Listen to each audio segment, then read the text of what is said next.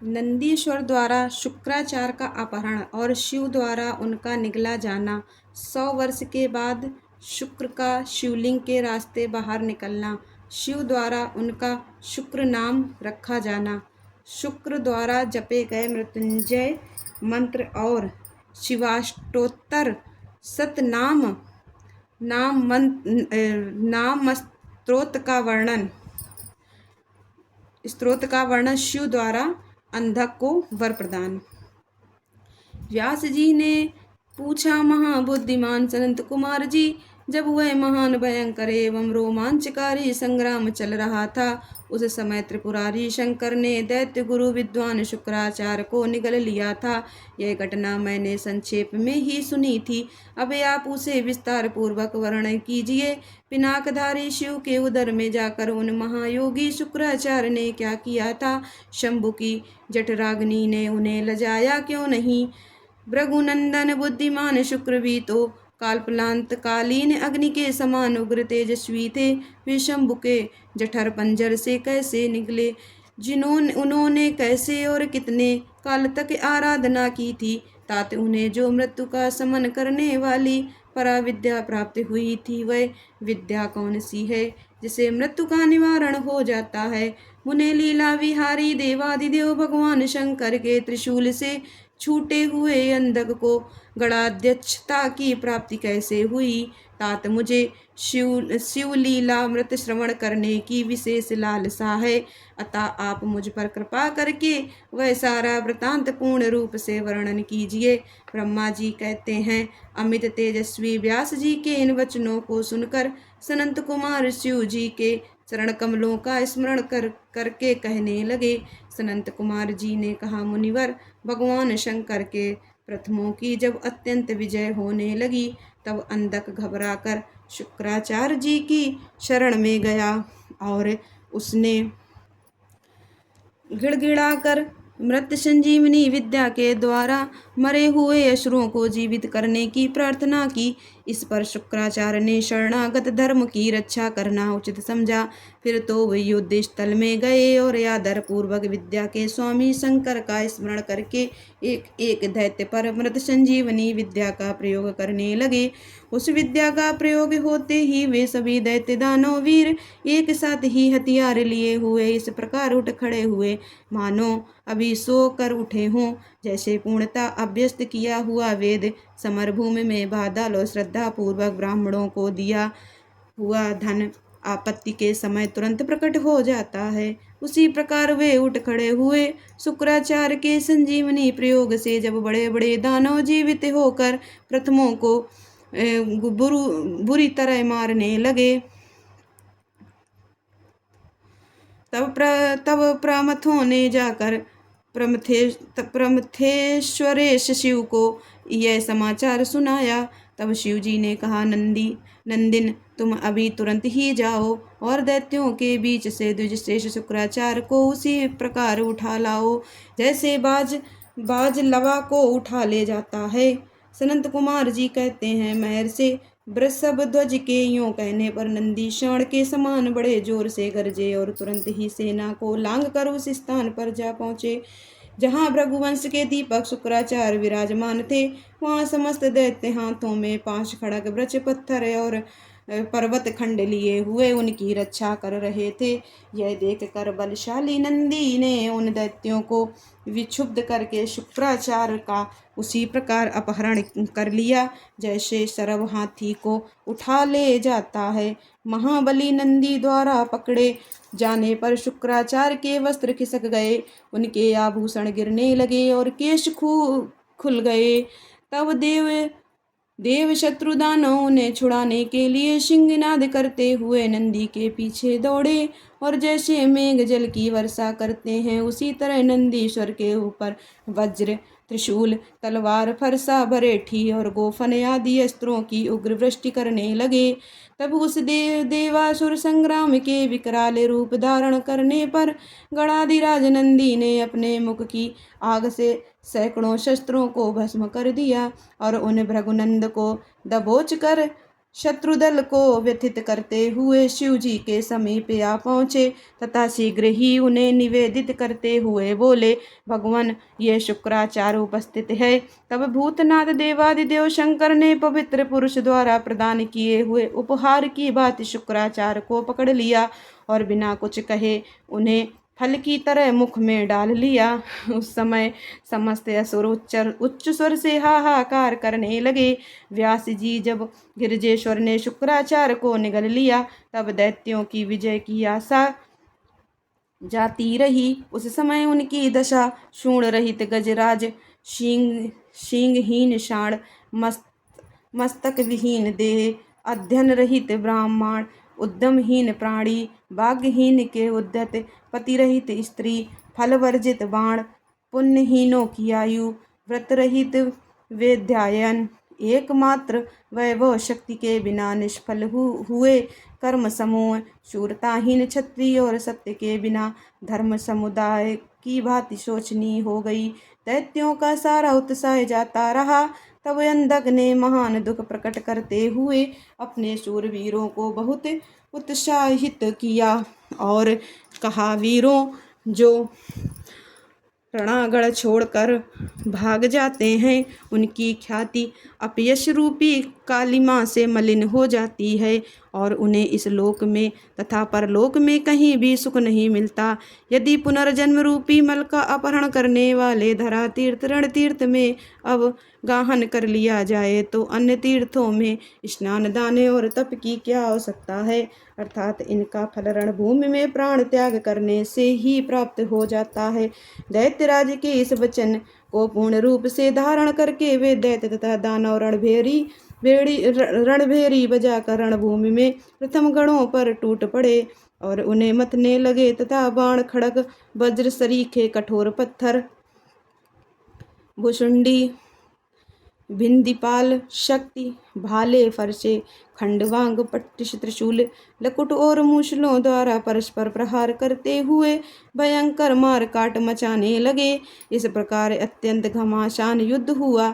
इसी बीच विनायक, स्कंद नंदी, सोमनंदी, वीर, नैगमेय और महाबली, वैशाख आदि उग्र गणों ने त्रिशूल, शक्ति और बाण समूहों की धारावाहिक वर्षा करके अंधक को अंधा बना दिया। फिर तो प्रथमों तथा असुरों की सेनाओं में महान कोलाहल मच गया। उस घोर शब्द को सुनकर शंभु के उदर में स्थित शुक्राचार्य आश्रय रहित वायु की भांति निकलने लगा। मार्ग ढूंढते हुए चक्कर काटने लगे। उस समय उन्हें रुद्र के उदर में पाताल सहित सातों लोक, ब्रह्मा, नारायण, इंद्र, आदित्य और अप्सराओं के विचित्र भुवन तथा वह प्रथमासुर संग्राम भी दिख पड़ा। इस प्रकार वे 100 वर्षों तक शिव जी की कुछ में चारों ओर भ्रमण करते रहे, परंतु उन्हें उसी प्रकार कोई छिद्र नहीं दिख पड़ा जैसे दुष्ट की दृष्टि सदाचारी के छिद्र को नहीं देख पाती। तब भृगुनंदन ने शैव योग का आश्रय ले एक मंत्र का जप किया। उस मंत्र के प्रभाव से वे शंभु के जठर पंजर से शुक्र रूप में लिंग मार्ग से बाहर निकले। तब उन्होंने शिव जी को प्रणाम किया। गौरी ने उन्हें पुत्र रूप में स्वीकार कर लिया और विघ्न रहित बना दिया। तदनंतर करुणा सागर महेश्वर भृगुनंदन शुक्राचार्य को वीर के रास्ते निकला हुआ देखकर मुस्कुराते हुए बोले। महेश्वर ने कहा, भृगुनंदन, चूंकि तुम मेरे लिंग मार्ग से शुक्र की तरह निकले हो, इसलिए अब तुम शुक्र कहलाओगे। जाओ, अब तुम मेरे पुत्र हो गए। सनंत कुमार जी कहते हैं, मुनिवर देवेश्वर शंकर के यूं कहने पर सूर्य के सदृश कांतिमान शुक्र ने पुनः शिव जी को प्रणाम किया और वे हाथ जोड़कर स्तुति करने लगे। शुक्र ने कहा, भगवान, आपके पैर, सिर, नेत्र, हाथ और भुजाएं अनंत हैं। आपकी मूर्तियों की भी गणना नहीं हो सकती। ऐसी दशा में मैं आप स्तुत्य की सिर झुकाकर किस प्रकार स्तुति करूं? आपकी 8 मूर्तियां बताई जाती हैं और आप अनंत मूर्ति भी हैं। आप संपूर्ण सुरों और असुरों की कामना पूर्ण करने वाले तथा अनिष्ट दृष्टि से देखने पर आप संगार भी कर डालते हैं। ऐसे स्तवन के योग आपकी मैं किस प्रकार स्तुति करूं? सनंत कुमार जी कहते हैं, मुने, इस प्रकार शुक्र ने शिव जी की स्तुति करके उन्हें नमस्कार किया और उनकी आज्ञा से वे पुनः दानवों की सेना में प्रविष्ट हुए। ठीक उसी तरह जैसे चंद्रमा मेघों की घटा में प्रवेश करते हैं। व्यास जी, इस प्रकार रणभूमि में शंकर ने जिस तरह शुक्र को निगल लिया था वह वृतांत तो तुम्हें सुना दिया। अब शंभु के उदर में शुक्र ने जिस मंत्र का जप किया था उसका वर्णन सुनो। महर्षि, वह मंत्र इस प्रकार है। ओम नमस्ते देवशाय सुरासुर नमस्कृताय भूत भव्य महादेवाय हरित पिंगलोचलाय बलाय बुद्धि रूपिणे वैयाग्र वशन नच्छदायारणाय त्रैलोक्य प्रभवे ईश्वराय हराय हरिनेत्राय युगांत करणायानालाय गणेशाय लोकपालाय महाभुजाय महाहस्तताय शूलिने महादष्ट्रिगणे कालाय महेश्वराय अव्ययाय कालरूपिणे नीलग्रीवाय महोदराय गणाध्यक्षाय सर्वात्मने सर्वभावनाय सर्वगाय मृत्युहंत्रे पारियात्रे सुवृत्ताय ब्रह्मचारिणे वेदांत गाये तपोनित्य गाये पशुपते व्यंगाय शूलपाणाय वृषकेतवे हरये जटिने शिंगंडिने लकुटिने महायशसे भूतेश्वराय गुहावासिने वीणापड़वतालवते अमराय दर्शनीयाय बालशूर निभाय शमशानवासिने भगवते उपापते अरिंदमाये अभगस्याछि पातिने पूष्णो दशन नाशन्नाय क्रूर कर्तकाय पाशहस्ताय प्रलय कालाय उल्का मुखाय अग्निकेतवे मुने दीपाति विशांपते अन्यते जनकाय चतुर्थकाय लोक सप्तमाय वामदेवाय वागदाच्छिन्याय वामतो भिक्षुवे भिक्षुरूपिणे जटिने स्वयं जटिलाय शक्रहस्त प्रतिस्तंभकाय वशुनाम स्तंभकाय कृतव्ये कृतुकराय कालाय मेधाविने मधुकराय चलाय वान स्पत्याय वाज स्नेति शंभ्रस श्रम पूजिताय जगदधात्रे जगत्कर्त्रे पुरुषाय शाश्वताय ध्रुवाय धर्माध्यक्षाय त्रिवत्तरमने भूतभावनाय त्रिनेत्राय बहुरूपाय सूर्यायुक्त संप्रभाय देवदाय सर्वतूर्य निनादिने सर्वबाधा विमोचनाय वंदनाय सर्वधारिणे धर्मोत्तमाय पुष्पदंताय विभागाय मुखाय सर्वहराय हिरण्यश्रवसे द्वारिणे भीमाय भीम पराक्रमाय ओम नमो नमः। इसी श्रेष्ठ मंत्र का जप करके शंभु के जठर पंजर से लिंग के रास्ते उत्कट वीर की तरह निकलते थे। उस समय गौरी ने उन्हें पुत्र रूप से अपनाया और जगदीश्वर शिव ने अजर अमर बना दिया। तब वे दूसरे शंकर के सदृश शोभा पाने लगे। 3000 वर्ष व्यतीत होने के पश्चात वे ही वेद निधि मुनिवर शुक्र पुनः इस भूतल पर महेश्वर से उत्पन्न हुए। उस समय उन्होंने धैर्यशाली एवं तपस्वी दानव राज अंधक को देखा। उसका शरीर सूख गया था और वह त्रिशूल पर लटका हुआ परमेश्वर शिव का ध्यान कर रहा था। वह शिव जी के 108 नामों का इस प्रकार स्मरण कर रहा था। महादेव, देवताओं में महान, विरूपाक्ष, विकराल नेत्रों वाले, चंद्रार्धकृत शेखर, मस्तक पर अर्धचंद्र धारण करने वाले, अमृत स्वरूप, शाश्वत, सनातन, स्थाणु, समाधिस्थ होने पर ठूंठ के समान स्थिर, नीलकंठ, गले में नील चिन्ह धारण करने वाले, पिनाक नामक धनुष धारण करने वाले, वृषभाक्ष, वृषभ के नेत्र शरीखे विशाल नेत्रों वाले, महाज्ञ, महान रूप से ज्ञानेने योग पुरुष, अंतर्यामी, सर्व कामद संपूर्ण, कामनाओं को पूर्ण करने वाले, कामारी कामारी कामदेव के शत्रु, काम दहन कामदेव को दग्ध कर देने वाले, काम रूप इच्छानुसार रूप धारण करने वाले, कपर्दी विशाल जटाओं वाले,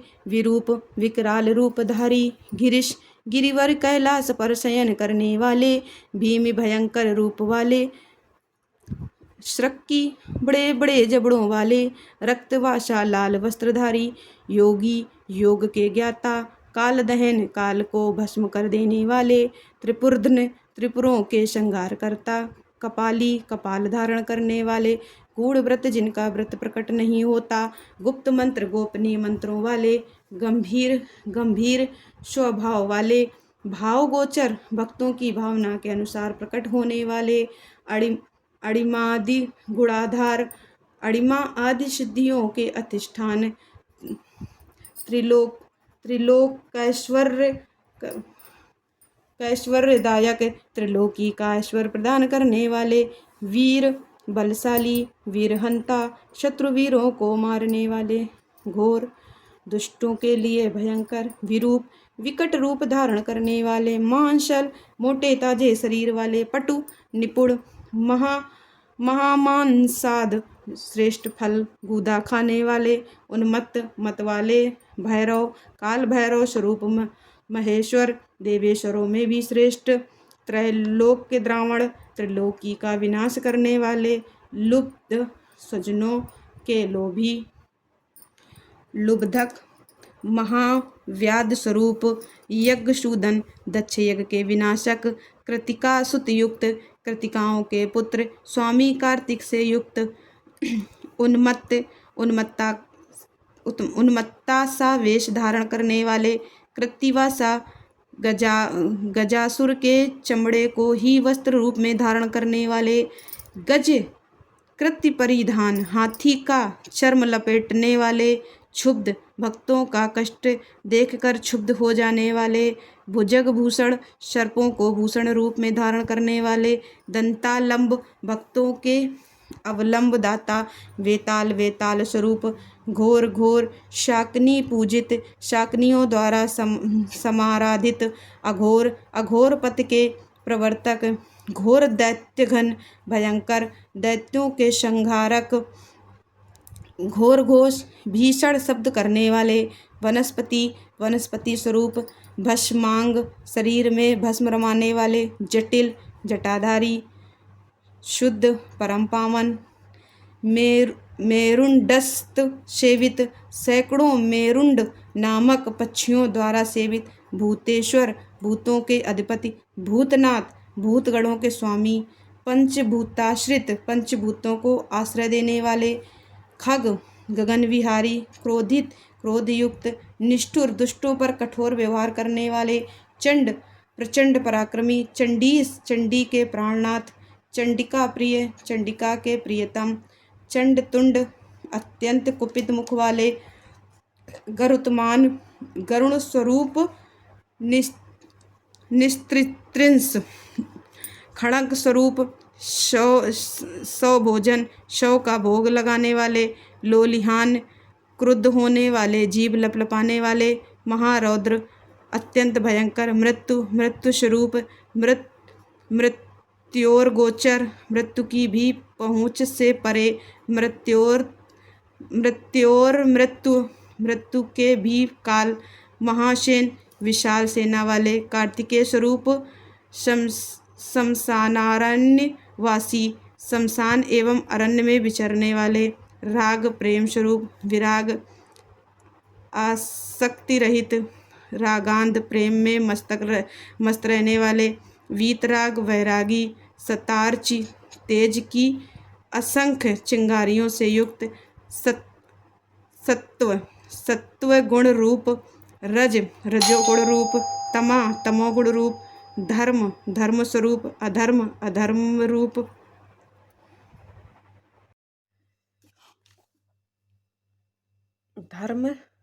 अधर्म रूप, वास वानुज इंद्र के छोटे भाई, उपेंद्र स्वरूप, सत्य रूप, असत्य सत्य से भी परे, सद्रूप उत्तम रूप वाले, असद्रूप विभत्स रूपधारी, अहेतुक हेतु रहित, अर्धनारीश्वर आधा पुरुष और आधा स्त्री का रूप धारण करने वाला, भानु सूर्य स्वरूप, भानु कोटि सतभ्रप सतप्रभ, कोटि सत सूर्य के समान प्रभावशाली, यज्ञ यज्ञ स्वरूप, यज्ञपति यज्ञेश्वर, रुद्र संहार करता, ईशान ईश्वर, वरद वरदाता, शिव कल्याण स्वरूप परमात्मा। शिव की इन 108 मूर्तियों का ध्यान करने से वह दानव उस महान भय से युक्त हो गया।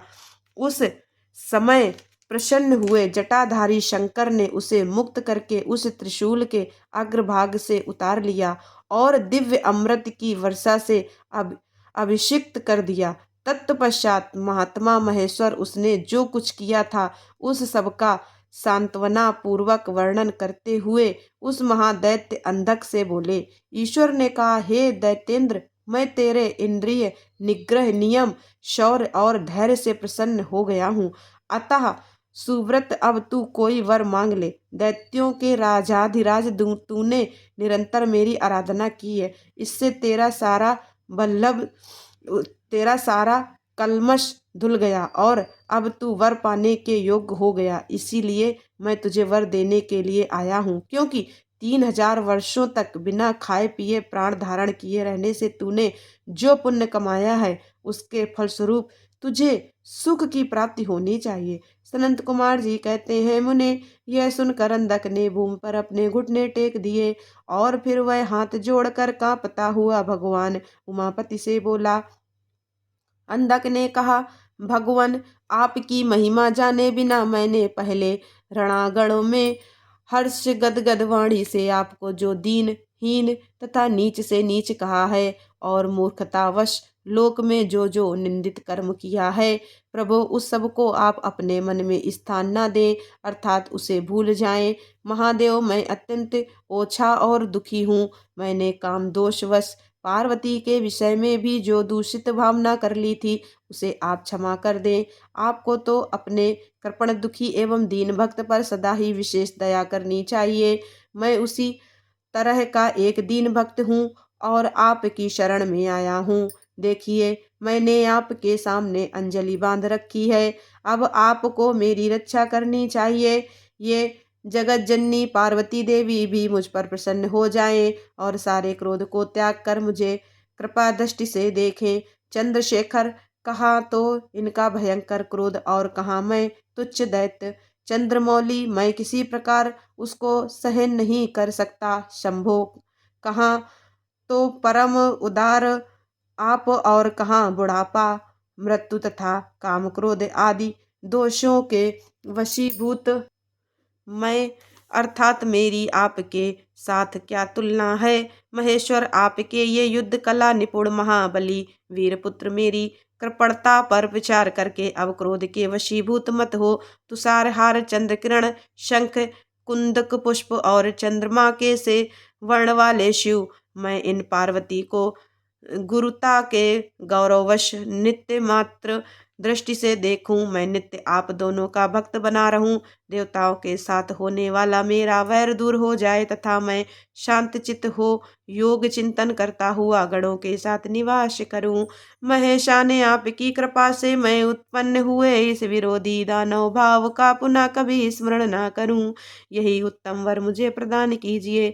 सनंत कुमार जी कहते हैं, मुनिषत्तम, इतनी बात कहकर वह दैत्यराज माता पार्वती की ओर देखकर त्रिनयन शंकर का ध्यान करता हुआ मौन हो गया। तब रुद्र ने उसकी ओर कृपा दृष्टि से देखा। उनकी दृष्टि पड़ते ही उसे अपने पूर्व वृतांत तथा अद्भुत जन्म का स्मरण हो आया। उस घटना का स्मरण होते ही उसका मनोरथ पूर्ण हो गया। फिर तो माता पिता उमा महेश्वर को प्रणाम करके वह कृतकृत्य हो गया। उस समय पार्वती तथा बुद्धिमान शंकर ने उसका मस्तक सूंघ कर प्यार किया। इस प्रकार अंधक ने प्रसन्न हुए चंद्रशेखर से अपना सारा मनोरथ प्राप्त कर लिया। उन्हें महादेव जी की कृपा से अंधक को जिस प्रकार परम सुखद गणाध्यक्ष पद प्राप्त हुआ था, वह सारा का सारा पुरातन वृतांत मैंने सुना दिया और मृत्युंजय मंत्र का भी वर्णन कर दिया। यह मंत्र मृत्यु का विनाशक और संपूर्ण कामनाओं का फल प्रदान करने वाला है। इसे प्रत्यय पूर्वक जपना चाहिए।